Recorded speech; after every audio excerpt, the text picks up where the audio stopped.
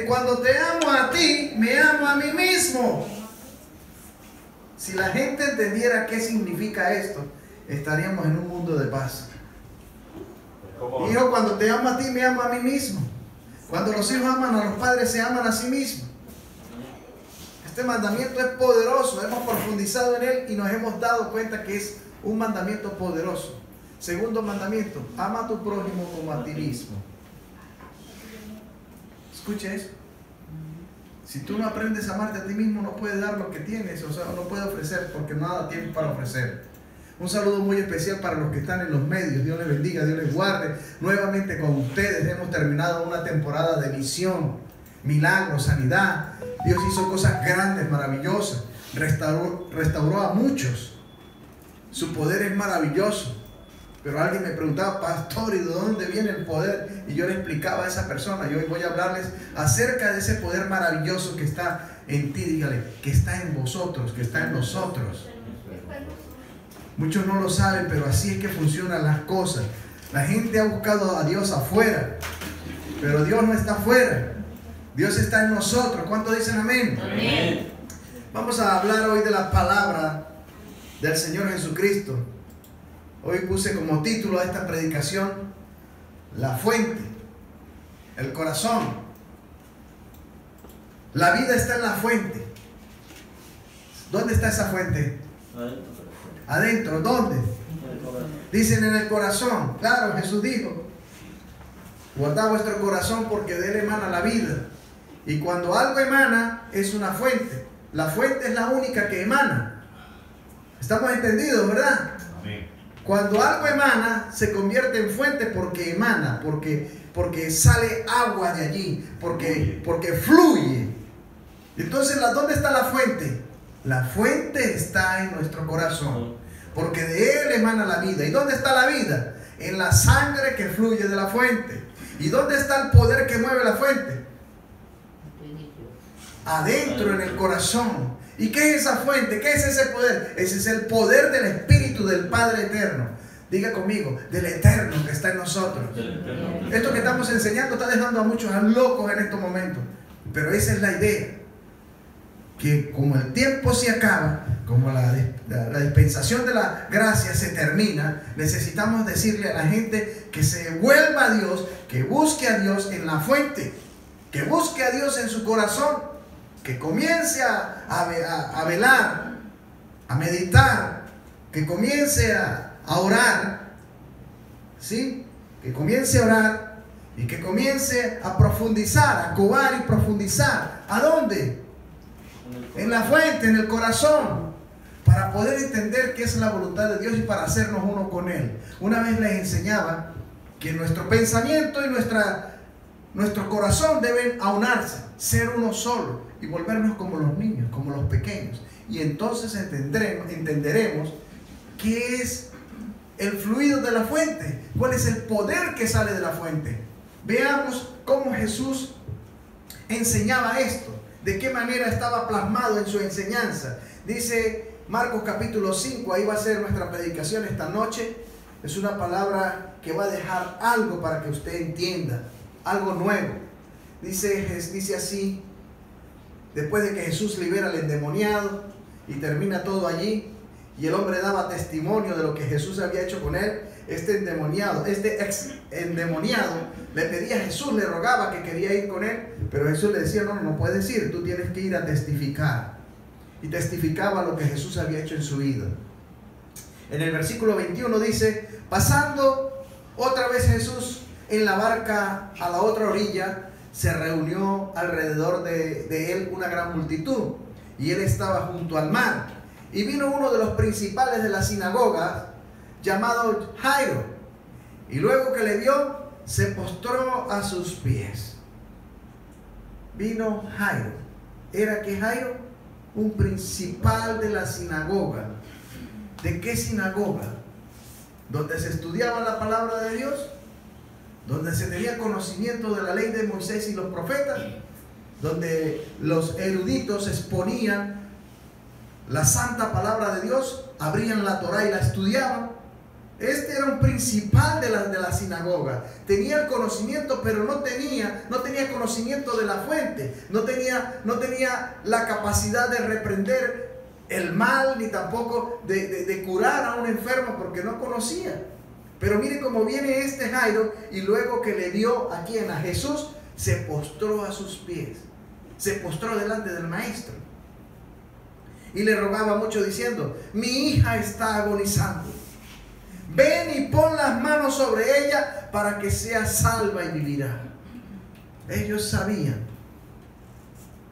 que Jesús venía de Dios, que Jesús tenía poder para hacer esto, que Jesús era la fuente misma.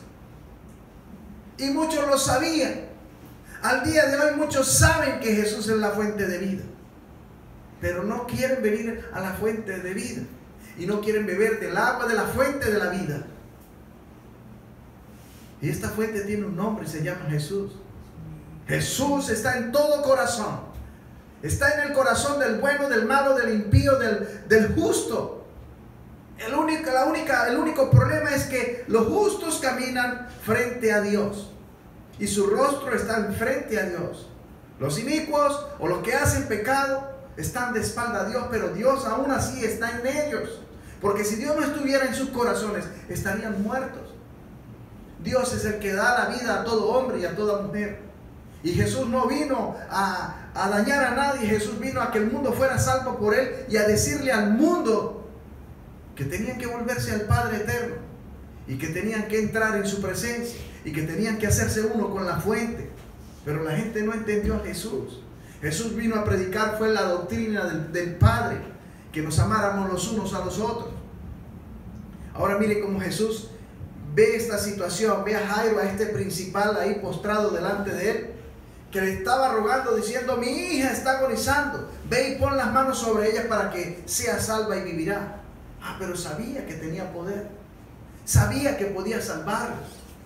Ahora mire lo que dice después: fue pues con él y le seguía una gran multitud. Este era el temor de los romanos.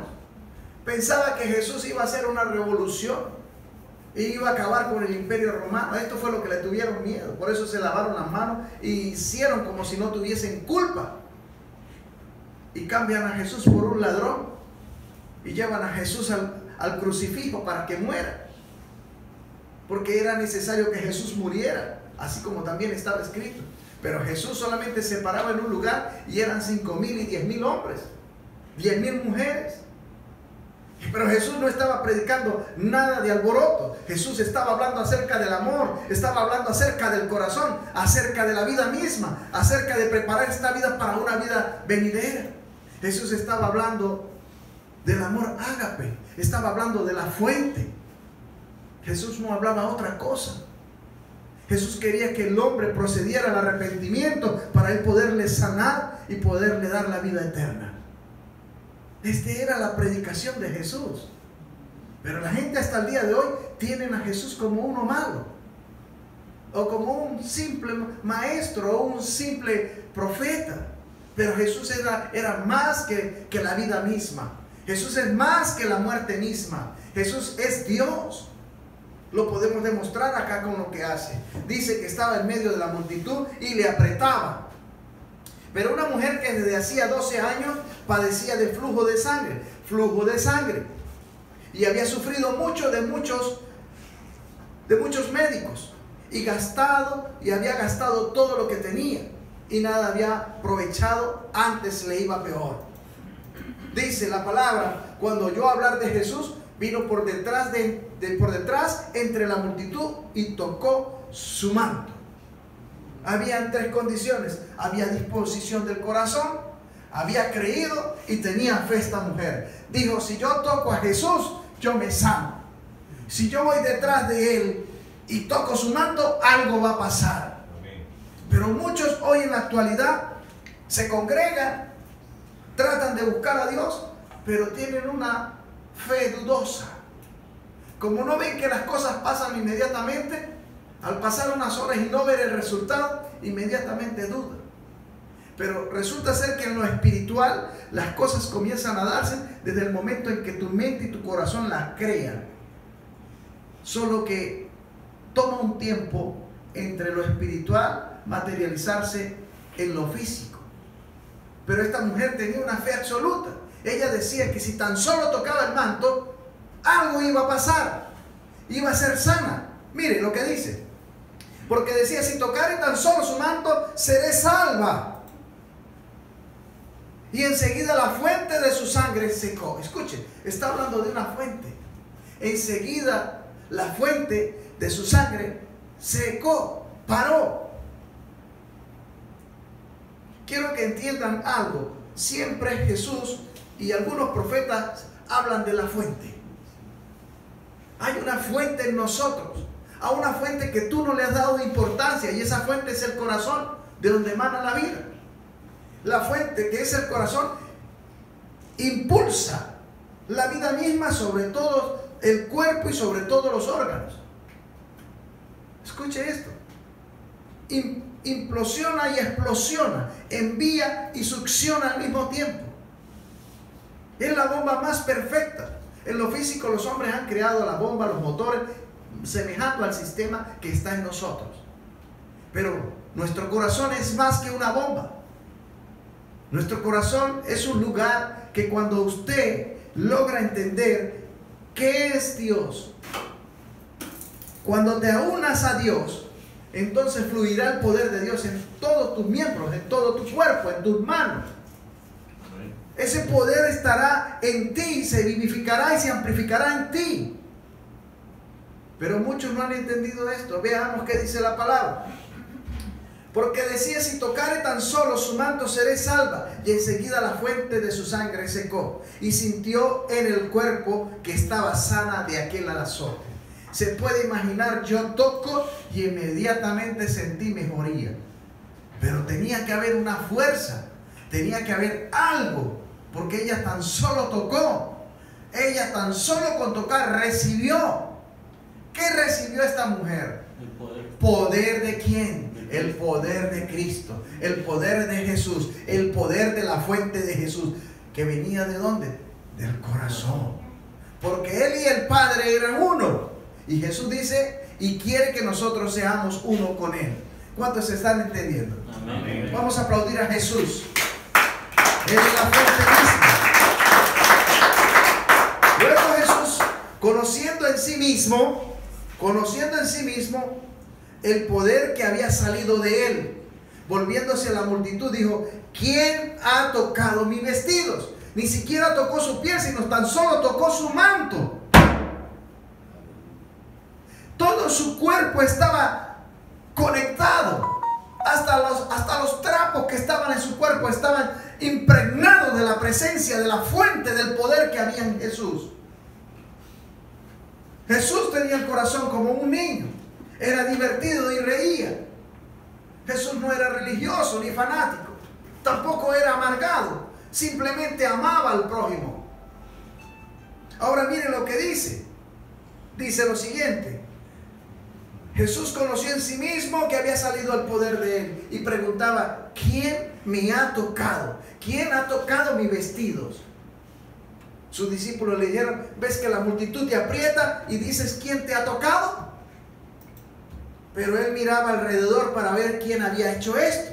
Entonces la mujer, temiendo y temblando, sabiendo lo que en ella había sido hecho, vino y se postró delante de Él y le dijo toda la verdad.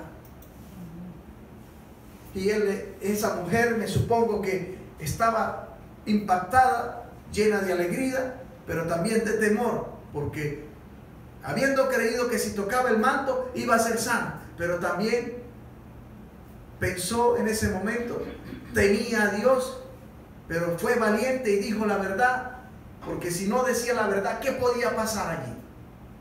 A Dios nadie puede engañar. A lo mejor se iba a revertir otra vez el problema que tenía. Pero mire lo que Dios hace. Sus discípulos dijeron, ves que la multitud te aprieta y dice, ¿quién me ha tocado? Pero Él miraba alrededor para ver quién había hecho esto. Entonces la mujer, temiendo y temblando, sabiendo lo que en ella había sido hecho, vino y se postró delante de Él y le dijo toda la verdad. Estaba clara. Y le dijo, Jesús, hija, tu fe te ha hecho salva. Tu fe te ha hecho salva. Ve en paz y queda sana de tu azote. Jesús le terminó de dar el toque que ella necesitaba. Jesús le confirmaba que había recibido un poder, el poder de la sanidad. Un milagro había ocurrido en ese momento por causa de su fe. Pero hoy la fe está escasa. La fe la gente quiere comprarla. La fe la gente quiere manipularla. Pero a la fe no se puede manipular ni se puede comprar. Requiere de una comunión con Jesús. Requiere de creer. Requiere de una entrega. Requiere de que usted verdaderamente ponga la confianza en Dios. Y cuando digo confianza es que te entregas completamente sin dudar en tu corazón. Esta mujer creyó de esta manera y sucedió el milagro. Si usted en esta hora necesita un milagro y cree que Jesús puede hacerlo, hecho está en el nombre de Jesús. Porque Él tiene poder para sanarte, tiene poder para librarte, tiene poder para darte vida eterna y también tiene poder para lanzar el alma al infierno. Pero esta mujer creyó y temía y temblaba. Pero Jesús le dijo algo muy hermoso: tu fe te ha hecho salva. Ve en paz y queda sana de tu azote. En esa misma hora dice que cuando tocó el manto, ¿qué sucedió? Paró la fuente. Se secó la fuente de la hemorragia que tenía la mujer. Vaya tal poder sin Jesús decir una palabra, tan solo tocando su manto. Y a veces la gente busca escuchar a Dios. Y quizás Dios les hable. Pero si no tienen fe no pueden agradarlo. Si no tienen fe no va a pasar nada. Ahora mire lo que dice después a continuación. Mientras él aún hablaba, vinieron de la casa del principal de la sinagoga diciendo: tu hija ha muerto. Él también vino y se postró y tuvo fe. Y creía que Jesús, si tan solo la tocase, ella se levantaría y viviría. Tu hija ha muerto. ¿Para qué molestas más al maestro? Fue lo primero que le dijeron. Fíjese cómo se presenta quien dice: no hagas eso, ya está perdido. Siempre va a haber un obstáculo. Siempre va a haber quien te va a decir lo contrario para que tú no procedas en la fe. Siempre hay quien va a tentar tu fe. Siempre habrá quien pruebe tu fe. Y en este momento alguien le decía: ¿para qué molestas al maestro? Ya tu hija murió, no se puede hacer nada. Jairo podría haber dicho: sí, está bien, me voy a la casa, ya no hay más nada que hacer. Pero Jairo estaba ahí. Y mire lo que dice la palabra. Pero Jesús, luego que oyó lo que se decía, dijo al principal de la sinagoga: no temas, cree solamente. ¿Qué le está diciendo? Mantén tu fe, mantente firme en tu fe, porque tu fe es la que te va a salvar. Iglesia, mantén firme tu fe, porque es la que te va a salvar. Muchos ya dejaron la fe. Muchos vienen a la iglesia simplemente por religiosidad, porque no tienen un espacio en su casa y vienen a ocupar una silla. Pero Dios te está demandando la fe esta noche. Te está diciendo que tienes que creer. Tienes que creer y verás la gloria de Dios. Esta mujer creyó y tan solo tocó el manto y fue sana en ese preciso momento. Y Jairo estaba allí. Había escuchado que le decía: no, deja al maestro quieto. Vino lo negativo de parte de otro. Pero Jesús le dijo: no temas. Lo primero que tienes que hacer es estar confiado. No puedes desboronarte. Simplemente creer solamente, Jesús dijo. ¿Y cuántos aprendieron a creer solamente? Se cree solamente cuando tienes la mente de un niño.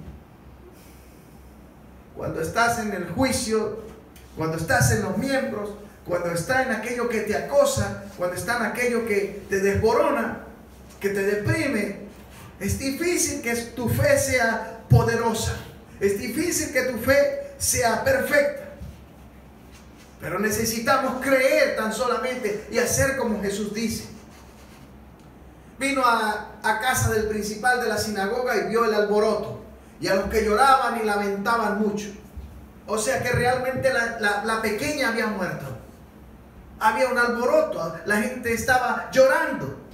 En ese momento habían lamentos por todos lados porque había muerto la niña. Pero ya Jesús le había dicho a Jairo: no temas, cree solamente, cree en mí. Y Jairo había creído en Jesús. No dijo ni una sola palabra, sino que continuó con Jesús. A muchos les salen las cosas mal y dejan a Jesús, dejan la iglesia. Otros le echan la culpa a la iglesia por el tropiezo. Otros, cuando las cosas no les salen bien, dicen: Dios no me está escuchando. Pero quizás Dios quiere elevarte a algo mejor, pero tú persistes en estar en lo mismo.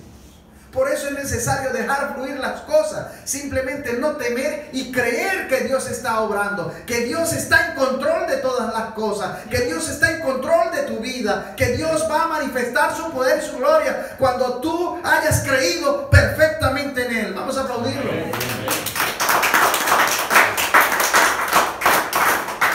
Ahora mire lo que dice. Dice: no temas, cree solamente. Y no permitió que le siguiese nadie, sino Pedro, Jacobo y Juan, hermano de Jacobo. ¿Por qué? No permitió que nadie se acercase. ¿Por qué? Porque eran personas negativas, eran personas de poca fe, eran personas que estaban viciadas, eran personas escandalosas, eran incrédulos. Y Dios no puede obrar cuando hay incrédulos. Para nosotros lograr un acto de fe, un milagro, una maravilla, un prodigio, necesitamos ser absolutamente de fe y creer y no temer y mirar desde la perspectiva del Espíritu que todo está hecho, convencido en la fe de que es el resultado, es lo que nosotros, en lo que nosotros creímos se va a manifestar. Así funciona la fe. Entonces le decía a Jairo: no temas, tan solo cree. ¿Cuántos de ustedes creen en Jesús? Amén. ¿Cuántos de ustedes creen en Jesús? Amén. Mire lo que dice la palabra. Hay muchos que ya no creen, ya no vienen a la iglesia. Aquí enseñamos lo que está escrito y le damos una dosis cada vez que vienen para que sean fortalecidos en la fe, para que busquen la santidad, que es lo que Dios aprueba. Así que Jesús entró y estaban llorando y estaban alborotados y la niña estaba muerta según ellos. Y entrando le dijo: ¿por qué alborotáis y lloráis? ¿Por qué estás alborotado y lloráis? La niña no está muerta sino duerme. Ahora Jesús viene y les cambia el pensamiento. Ellos pensaban que la niña estaba muerta. De hecho, a Jairo vinieron y le dijeron: la niña está muerta, ya no molestes al maestro.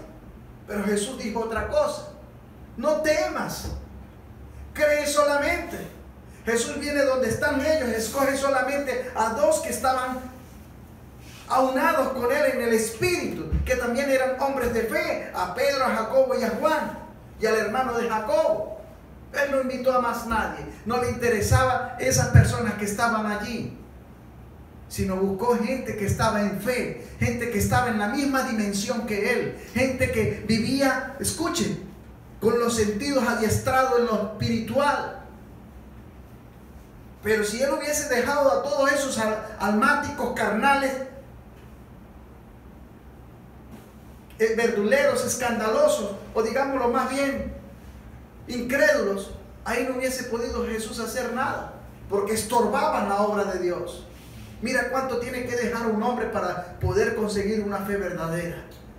Dejar la gritería, la verdulería, la incredulidad, el fanatismo, la religiosidad. Por eso tenemos que volver a ser inocentes como los niños, para que fluya el poder desde la fuente. Ahora mire esto: ¿por qué alborotáis y lloráis? La niña no está muerta sino duerme, dice Jesús. Y se burlaban de Él. Escuchen, se burlaban de Jesús. Mas Él, echando afuera a todos, ¿vio? A los burladores, a los mamadores de gallo, en el buen sentido de la palabra. Tomó al padre y a la madre de la niña. ¿A quién le importaba la niña? Al padre y a la madre. ¿A quién le dolía directamente la niña? Al corazón de la madre y al corazón del padre. Obviamente Jesús es Dios y se sentía, se dolía con el que sufría. Y los santos hermanos habían conocido acerca de la piedad, de la compasión, la misericordia y el amor, a lo cual fueron llamados sus discípulos y todos nosotros los que fuimos llamados.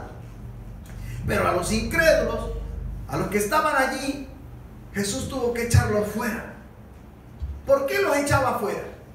Una razón por qué los echaba fuera. Porque estaban dañando la obra. Porque estando ellos allí, dice la Biblia que se burlaban de él. Por su incredulidad. Su incredulidad no dejaba que él pudiera hacer algo allí. Por eso los apartó y los echó afuera. ¿Qué te estoy diciendo? Cuando tú busques a Dios, tú tienes que quitar los incrédulos del lado tuyo. Cuando tú ores a Dios, quita los incrédulos del lado tuyo. Amén. Porque si tú estás con incrédulos, ¿de qué sirve que ores a Dios?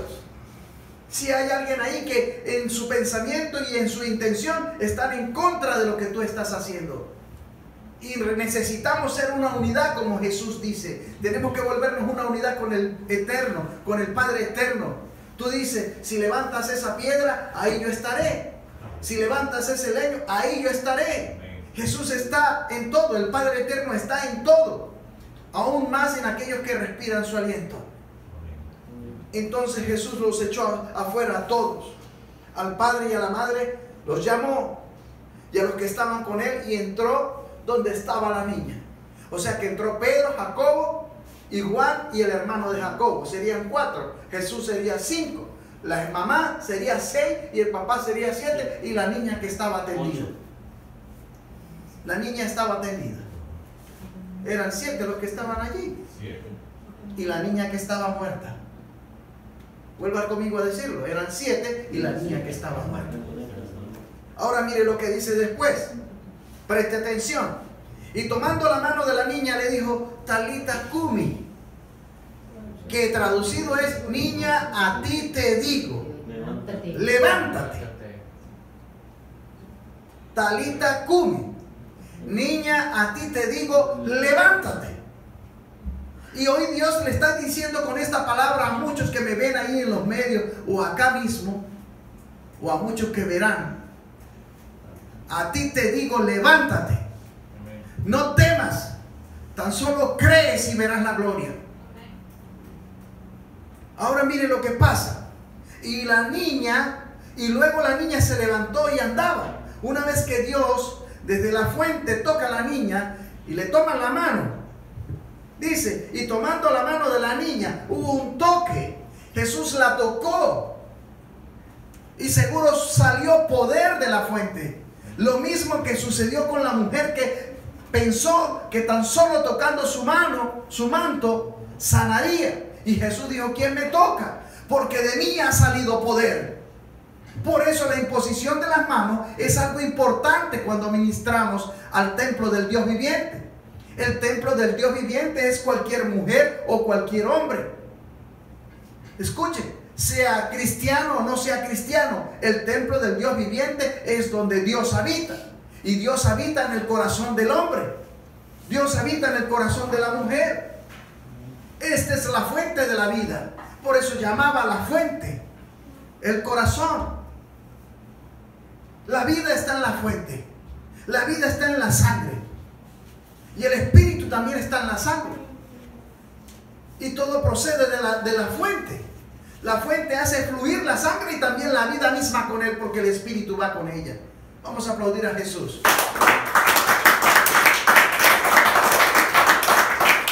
Jesús toca la mano de la niña y le dice, Talita Cumi, niña, a ti te digo que te levantes. Y luego la niña se levantó y andaba, pues tenía tan solo 12 años. Y se espantaron grandemente, los incrédulos se espantaron. Yo me imagino cómo será eso. Yo me imagino aquellos que estaban burlándose cuando vieron a la niña luego caminando y brincando. Esto era algo difícil para ellos en su mente realizarse, creerlo. Pero Jesús lo demostró que desde la misma fuente de él, tomando su mano, le devolvió la vida a la pequeña. Ahora mire lo que dice después de esto. Pero él les mandó mucho, que nadie lo supiese, y dijo que se le diese de comer. Estas cosas que tenían que contarlas, Jesús en ese momento le dijo que no las contara hasta que se cumpliese lo que estaba escrito de él. Él venía a hacer la restauración. Él era el cordero inmolado. Él tenía que lavar y redimir el pecado de la humanidad en su sangre. Pero este pecado se redime solamente en aquellos que aceptan a Jesús como el Hijo de Dios y se convierten y creen en Él. Por eso es importante, humanidad, volvernos a Dios. Volvernos a Dios y guardar su voluntad. Nacer de nuevo, recuperar la naturaleza divina y entender que la fuente del poderoso, del eterno, está en nosotros, en nuestro corazón. Y que va a estar allí y que la vas a conocer cuando aceptes a Jesús en tu corazón. Cuando le permitas a Dios entrar en tu corazón, entonces conocerás lo maravilloso que es la fe, que es vivir en la santidad, que es vivir creyendo en Jesús.